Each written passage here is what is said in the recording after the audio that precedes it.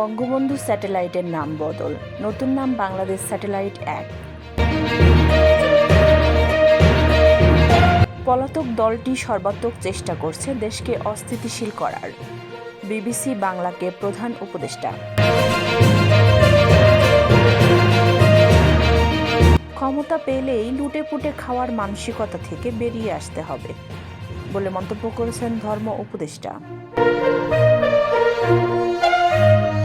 জুলাই অভ্যুত্থানে শহীদ আহতদের নিয়ে রাজনীতি না করার আহ্বান জামাত আমিরের।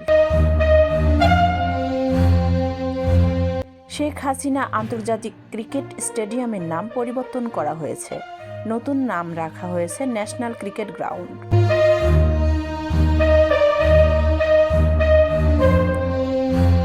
12 কেজি এলপিজির দাম 28 টাকা কমিয়ে 1450 টাকা নির্ধারণ, আজ সন্ধ্যা থেকে কার্যকর।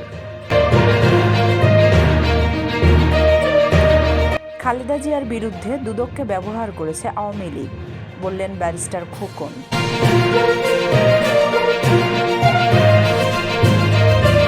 প্রাথমিকে 6531 জন শিক্ষকের নিয়োগ বাতিলের রায় আপিলে স্থগিত, চাকরিতে যোগদানে বাধা নেই। গাজীপুরে শ্রমিক বিক্ষোভে মহাসড়ক অচল, গাড়িতে আগুন।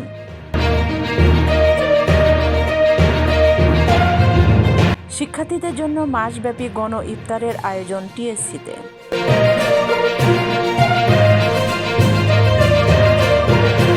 আলোচিত সাদিক অ্যাগ্রোর চেয়ারম্যান ইমরান গ্রেপ্তার।